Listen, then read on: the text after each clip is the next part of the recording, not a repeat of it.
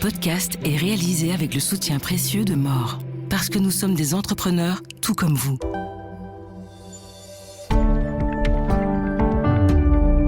Madame, monsieur, bienvenue dans ce Trends Talk, une émission hebdomadaire co-organisée, comme vous le savez, avec le magazine Trends Tendance, que j'ai le plaisir de diriger depuis quelques années déjà. Alors, cette fois-ci, j'ai deux invités pour vous parler de quoi ? Exactement des TPE, des PME, donc des très petites entreprises, et des PME aussi, qui constituent l'ossature de notre économie en Belgique, comme vous le savez.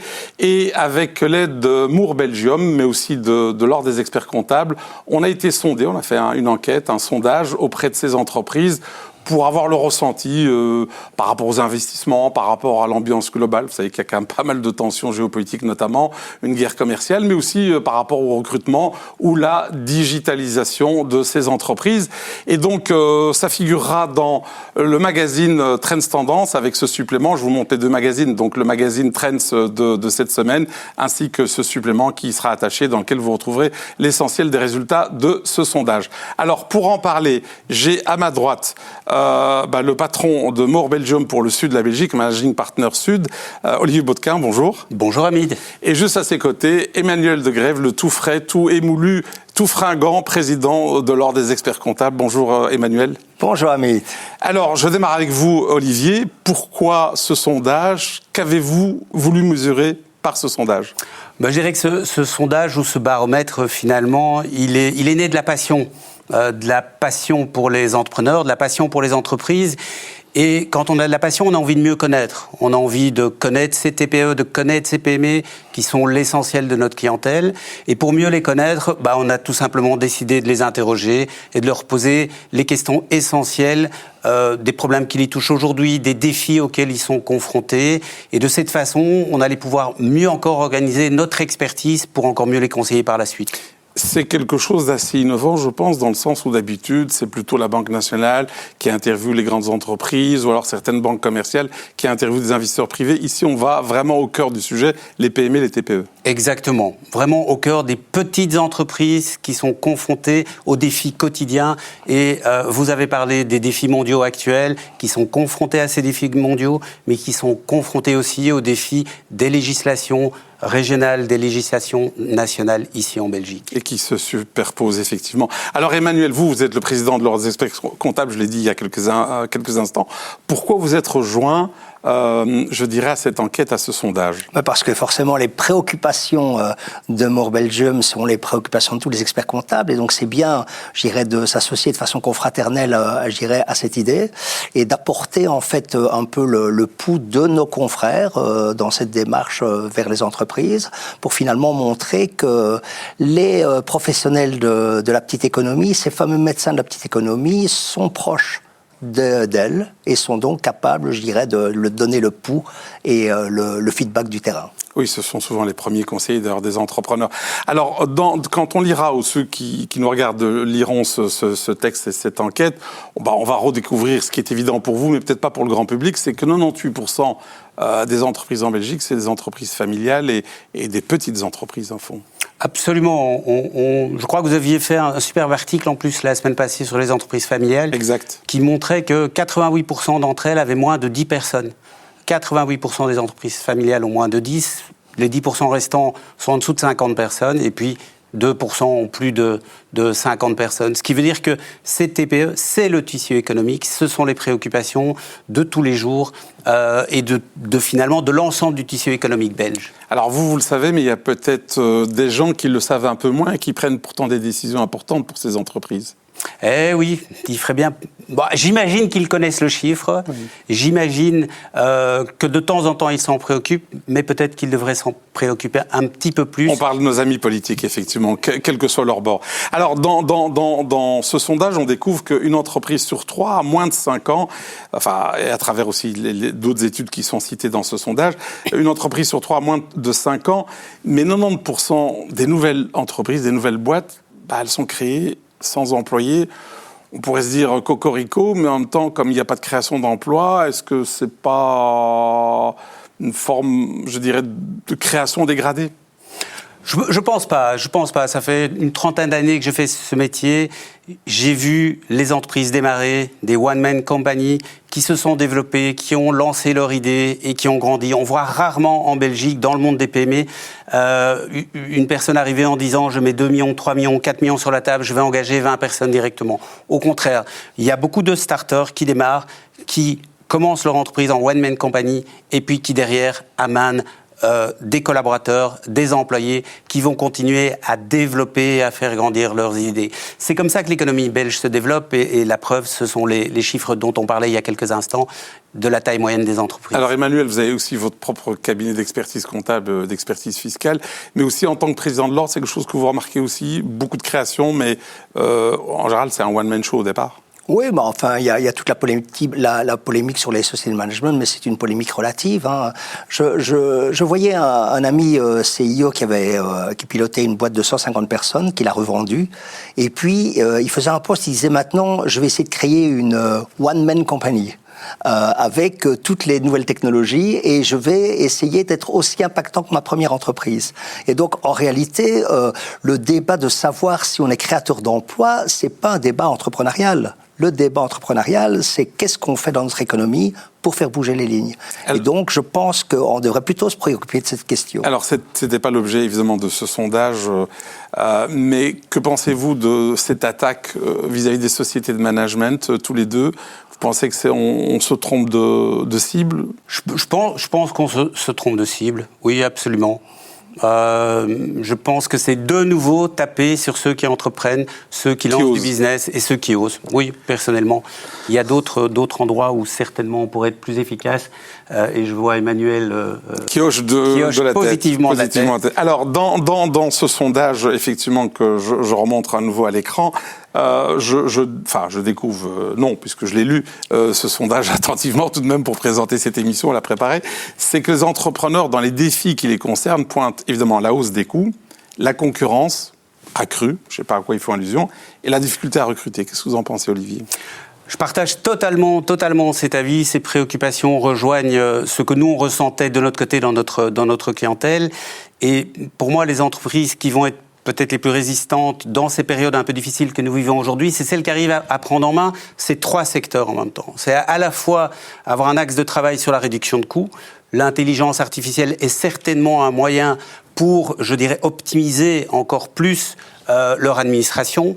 Leur productivité aussi. Leur productivité, certainement. Optimiser leur situation financière, leur fiscalité, mais aussi continuer à développer leur position concurrentielle. On est dans une situation peut-être plus difficile aujourd'hui.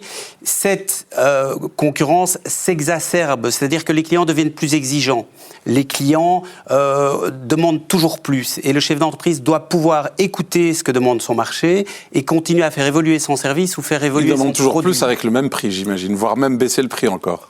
Peut-être. Oui. Mais comme l'entrepreneur étudie aussi la moyen de réduire ses coûts, oui, il devrait pouvoir y trouver son équilibre. Et surtout, pour moi, le 3e axe qui est fondamental, c'est pouvoir attirer dans son entreprise les meilleurs talents qui vont lui permettre de faire face à ces 2 premiers défis. Et derrière ça, les garder et les conserver. Alors justement, dans ce dernier élément, le recrutement, les talents, la pénurie, on sait d'abord qu'il y a une pénurie. Et puis 2, on le voit aussi à travers votre sondage ici, votre enquête, c'est que les jeunes, la jeune génération qu'on essaie d'attirer chez soi, en tout cas pour ceux qui sont les plus compétents, ont d'autres attentes. Les attentes sont différentes. Il y a besoin de partage de valeurs, besoin de sens dans l'entreprise dans laquelle on travaille. Il ne suffit pas d'arriver, de travailler ses 38 heures ou ses 40 heures et d'avoir un chèque à la fin du mois. Ça ne marche pas aujourd'hui. Aujourd'hui, il faut créer une envie, il faut créer une raison, il faut créer un impact. Un impact chez les clients, mais peut-être aussi aller plus loin, avoir un impact dans la société dans laquelle on vit, un impact finalement dans l'environnement dans lequel évoluent ses collaborateurs.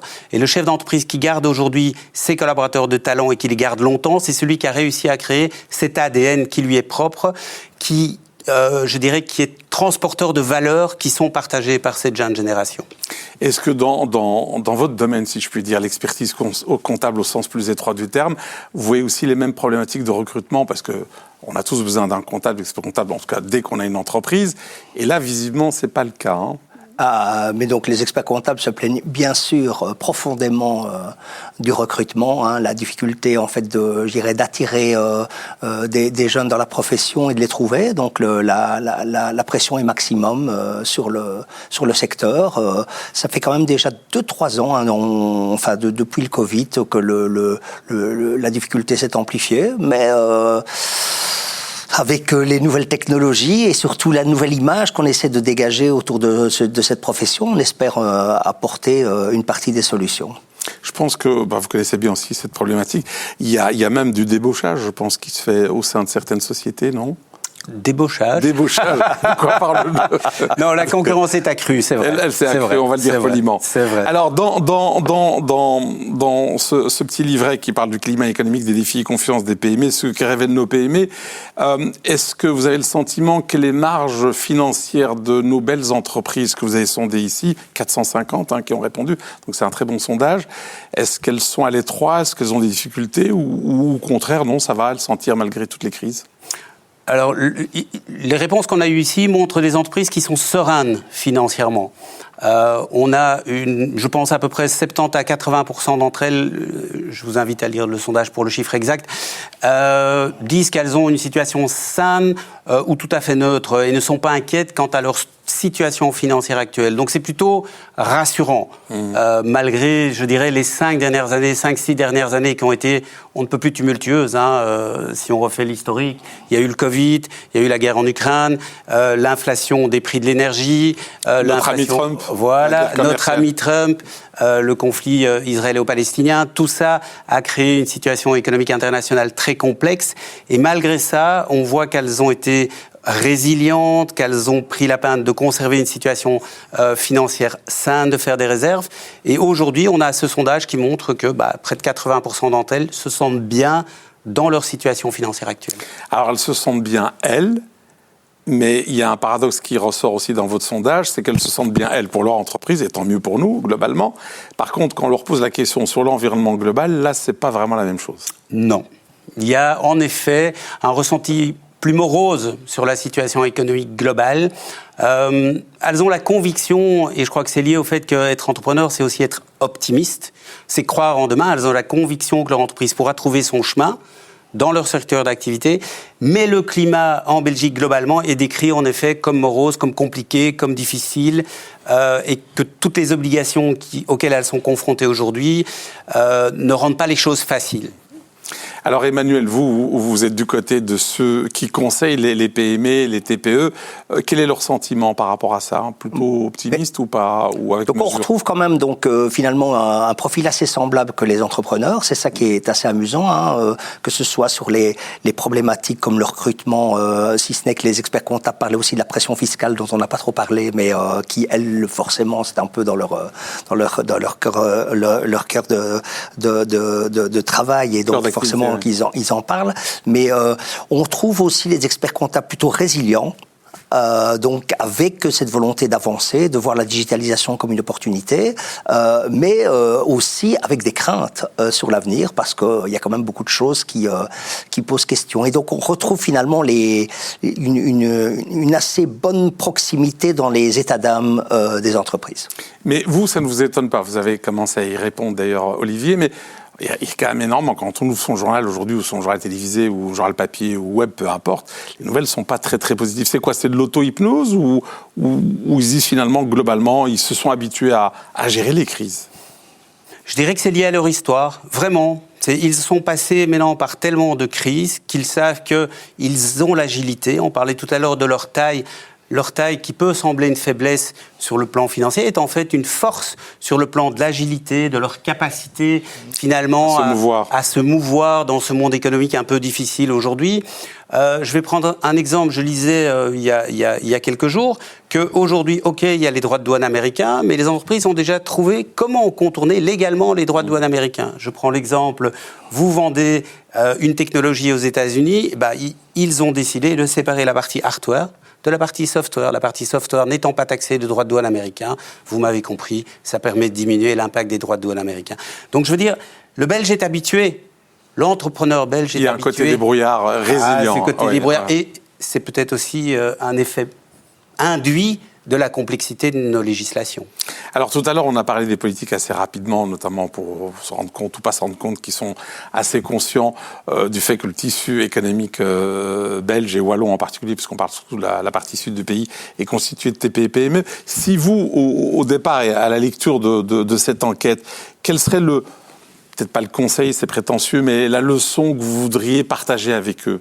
Un message, une bouteille à la mer que vous voudriez leur lancer?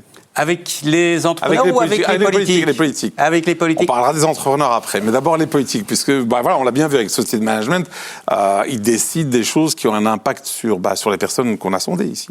Simplifier, s'il vous plaît. Simplifier la fiscalité, simplifier les législations, simplifier les subsides, simplifier la législation européenne et rendez ces législations pérennes, qu'elles durent dans le temps, qu'elles ne changent pas tous les 6 mois, tous les ans, tous les 2 ans, tous les 3 ans. Et quand il y aura ça, les entrepreneurs pourront consacrer 90% de leur temps, 95% de leur temps à développer leurs services, à développer leurs produits. Et là, on verra de la valeur ajoutée se créer dans le sud du pays. Alors j'entends le message, je vais taquiner Emmanuel. Alors simplifier l'e-facturation fait partie de la simplification, mais j'ai cru comprendre que vous-même, tout en étant pour, vous demandez un peu de délai.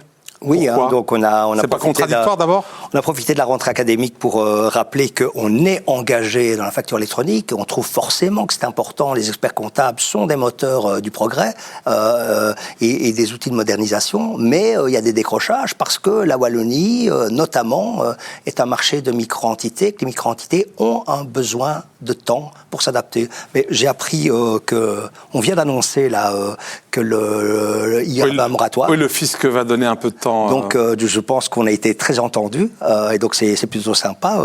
Je ne pensais pas que c'est si vite, et donc c'est plutôt bien. Mais je dirais, pour rebondir aussi sur la question de la simplification, évidemment, on dit tous qu'il faut simplifier, mais moi, je suis plus sceptique. Nous qui sommes avec l'ordre des experts comptables en contact avec tout le monde politique, je suis plus sceptique sur cette capacité à simplifier parce que je constate que tous les politiciens sont d'accord sur l'idée, mais aucun d'entre eux n'est capable de sortir des dispositifs qui simplifient. Et donc, il y a une espèce de paradigme ou de paradoxe qui fait qu'aujourd'hui, en fait, tout le monde le veut, mais on produit le contraire. Alors Olivier, tout à l'heure, il y a quelques secondes, vous nous avez expliqué que les entreprises, en tout cas du sud du pays, en Wallonie, ont appris à danser, je dirais, non pas sur un volcan, mais en tout cas à surfer sur les dangers.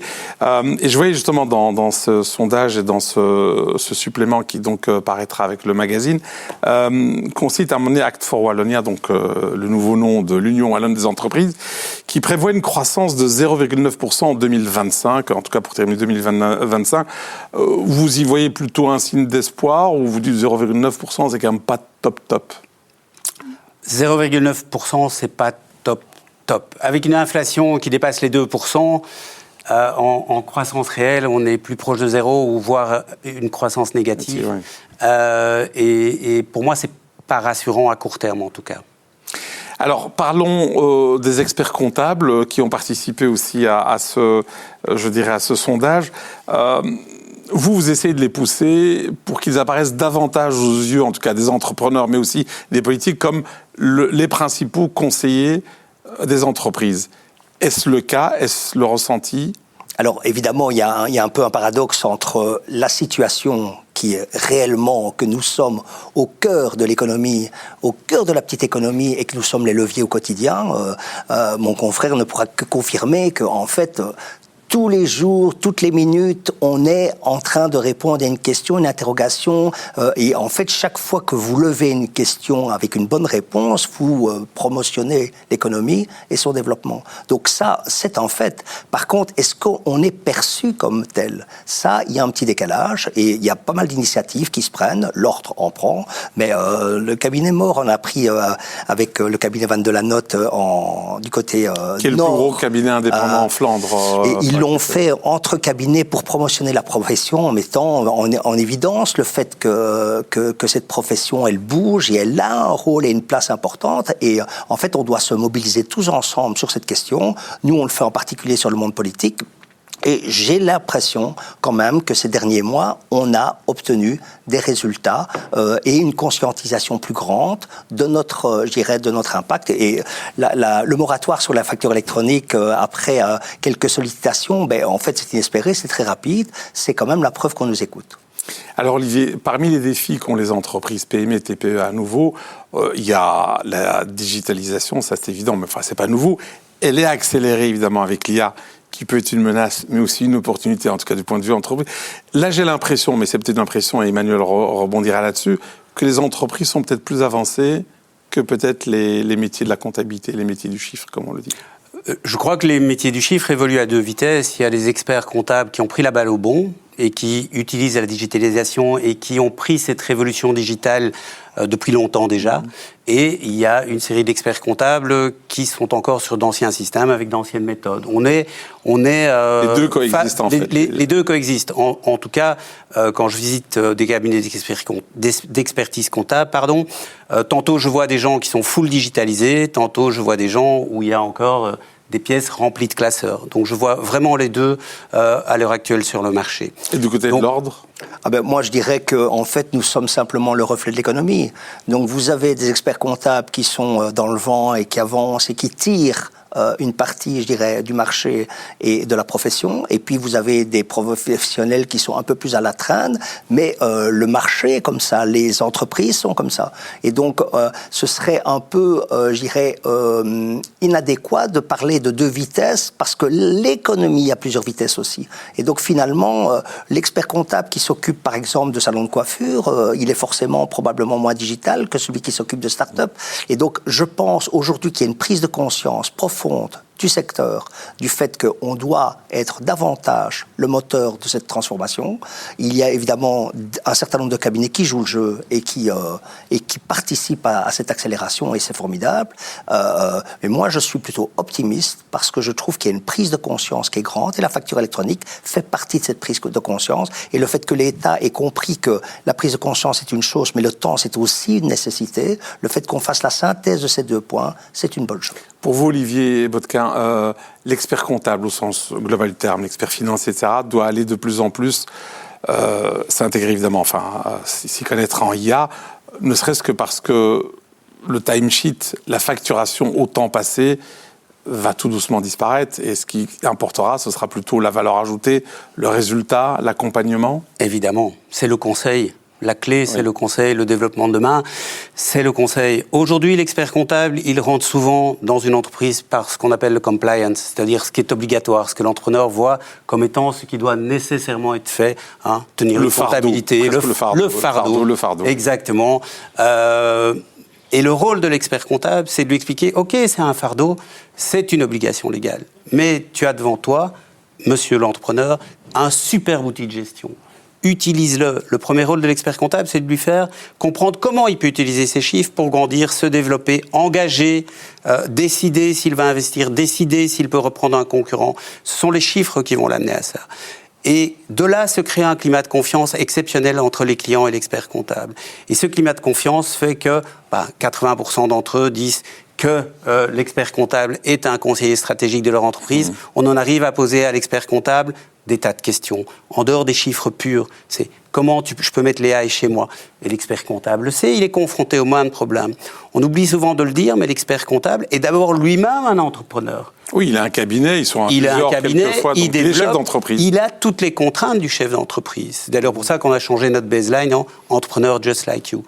On est des entrepreneurs. Les experts comptables le sont. Et finalement, on parle... Vous voulez dire, on parle la même langue. On parle la même langue, exactement. Et tous les problèmes que nos clients ont, et Emmanuel ne me contredira certainement pas, c'est des problèmes que nous avons, nous, en tant qu'entrepreneurs. Alors, ça veut dire que le métier ou la profession, la fonction, je ne sais pas quel est le terme qu'il faut utiliser, d'expert comptable, de comptable ou de conseiller fiscal, va encore plus évoluer de plus en plus vite, de plus en plus rapidement, notamment sous les coups de butoir de l'IA, qui ne nous laisse pas de temps, en fait. Évoluer, ça, c'est une évidence. On va forcément évoluer beaucoup. Mais ce qui est important, c'est de savoir que c'est une profession qui est une profession de compagnonnage. On accompagne les entreprises dans les différentes tailles et dans les différentes formes qu'elles ont. Et en fait, être le compagnon, c'est être le compagnon des imperfections, c'est être le compagnon de la complexité.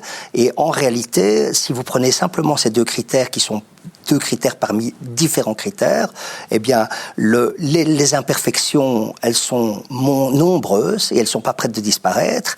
Et la complexité, dans le monde d'aujourd'hui, elle est aussi très loin, je dirais, de disparaître. Donc, en réalité, on est plutôt confiant dans le rôle de ce compagnonnage, car il est aujourd'hui absolument indispensable. Alors, je remarque souvent que ce soit les avocats, les experts, enfin tous les gens du conseil se plaignent souvent de la complexité, mais j'ai souvent envie de leur dire, mais heureusement qu'il y a cette complexité, puis c'est ce qui vous permet de facturer. Si c'était, je sais pas, s'il y avait juste une flat tax et tout, on n'aurait pas besoin d'experts comptables, de conseillers fiscaux.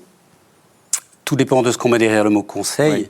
Si le conseil s'y retrouvé dans la complexité de lois compliquées, sans beaucoup d'apport de valeur ajoutée, je trouve personnellement que c'est du temps un peu perdu. Si c'est conseiller l'entreprise pour l'aider à grandir, à se développer, engager et finalement avoir un impact dans son tissu économique local et puis national, voire international après, ça a beaucoup de sens. Et le problème, c'est qu'on est amené à passer énormément de temps à finalement travailler pour des aspects qui ne sont pas vraiment porteurs de valeur ajoutée. Alors, Emmanuel, vous, en tant que président de l'Ordre, vous essayez aussi de faire passer le message auprès des politiques. Quel serait votre message principal ? C'est quoi, la paperasserie, la simplification auquel a fait allusion tout à l'heure Olivier ? Ou autre chose ? La simplification, certainement. Mais par contre, la simplification, je ne veux pas dire que je suis désabusé, mais je ne me battrai pas sur la simplification si je voulais obtenir un résultat, parce que je ne crois pas qu'on l'obtiendra. Pour quelle raison vous dites ça ? Mais parce qu'en fait, on est dans un monde compliqué. La Belgique, c'est une lasagne. En fait, tout est imbriqué l'un dans l'autre. Et même les plus volontaires en ont l'incapacité de transformer ce système. Parce que il faut tellement de gens qui soient d'accord pour changer quelque chose que c'est impossible de changer. Et donc, on a eu des discussions, par exemple, sur la taxation des plus-values. C'est un bon exemple de comment faire d'une taxe qui est une taxe idéologique et philosophique, comment faire de cette taxe une taxe compliquée. Et elle est compliquée à tous les niveaux. On aurait pu faire un truc hyper simple et on a fait un truc compliqué. Et alors, quand on parle au niveau politique, on dit « Vous n'auriez pas pu faire un truc simple ?» Mais il dit « Mais vous savez, on est 5 à décider. Il fallait bien... » Oui, il y avait des compensations de part et d'autre, notamment par rapport à la limitation du chômage dans le temps. Les limites du compromis. Moi, je pense que je dirais, le vrai message, c'est de dire écoutez ceux qui sont sur le terrain, écoutez les praticiens, je dirais, de cette économie, parce que, en fait, dans nos contacts quotidiens, on a plein de bonnes idées pour améliorer le monde. Et plutôt que d'utiliser le terme simplifier, utilisons peut-être le terme améliorer. Comment est-ce que, en fait, on peut faire progresser la bonne économie, la petite économie, celle qui fait vivre la classe moyenne, puisque c'est quand même le cœur de la Belgique. Et là, on peut donner un catalogue de bonnes idées, parce que tous les jours, on est confronté à des choses qu'on pourrait améliorer. Alors, la digitalisation et l'IA, et vous pouvez répondre tous les deux, par rapport au cabinet d'experts comptables, est-ce qu'elle va accélérer une forme de consolidation ? Est-ce que les petits vont devoir s'entendre avec d'autres pour être un peu plus... pour des questions d'investissement ou que sais-je, ou de pertinence ? Olivier ? Nous intégrons beaucoup de bureaux chez More Belgium. Notre croissance elle se fait externe. Elle se fait de manière externe. On va dire à 80-85% par de l'intégration externe. Et les raisons invoquées sont quand même souvent les obligations liées au métier, la complexité des normes qualité, etc., imposées par la profession, et d'autre part, les gros défis que sont la digitalisation, l'apparition de l'AI, et les choix qui aujourd'hui ne sont pas clairs. Et le fait de rejoindre un groupe plus important rassure et permet finalement aux experts comptables de retourner là où ils sont forts, leur métier, conseiller les clients, les écouter, améliorer la situation de chacun d'entre eux. Il nous reste 1 minute 20 avant de clôturer. Encore une question pour vous, Emmanuel, et puis on terminera avec Olivier. Si vous deviez, sur base de cette enquête que je remonte de nouveau à l'écran, qui paraît donc conjointement avec le Trends Tendance de cette semaine, si vous aviez un conseil à donner à vos ouailles, aux membres de l'Ordre des experts comptables, ce serait lequel ? Je pense que garder le sourire, garder confiance, malgré... Sourire, c'est ce qu'on dit toujours. Si on veut ouvrir un commerce, il faut avoir le sourire. C'est un proverbe chinois. Non, mais garder le sourire, parce qu'au bout du compte, on a quand même une profession qui dégage des bonnes choses au quotidien. Il y a le côté toxique et puis il y a le côté réjouissant. Et je trouve qu'on a une profession qui, dans chaque contact, produit quelque chose de sympa. Et donc, garder confiance en ça. Olivier, on termine en beauté avec vous. Vous êtes à l'origine de cette magnifique enquête sondage. Vous avez donné des conseils ou des leçons, ou en tout cas aux politiques. Pour l'entrepreneur, ceux qui nous regardent aujourd'hui, une leçon que vous tirez de ce sondage, un conseil que vous pourriez leur donner à titre amical et gratuit, évidemment. Un conseil gratuit oui, n'a pas de valeur. N'a pas de... Le meilleur conseil que je puisse leur donner, c'est utiliser votre expert comptable. Parlez avec lui, échangez, il partage vos problèmes, il a des idées, il a de l'expertise, il est à vos côtés et il va trouver la bonne solution pour vous. J'en suis convaincu. Parfait. Merci Olivier et Emmanuel. Et moi, merci à tous les deux. Et moi, je vous retrouve donc la semaine prochaine avec un autre invité. Il sera seul cette fois-ci au studio. Ce sera donc le docteur Laurent Alexandre, donc ce spécialiste de l'intelligence artificielle, qui va nous parler du bouquin qu'il sort ici le 16 octobre et qui, en gros, revient à nous dire qu'il ne faut plus faire d'études à cause de l'IA. On lui posera des questions si ça tient la route, sa démonstration ou pas. À jeudi prochain.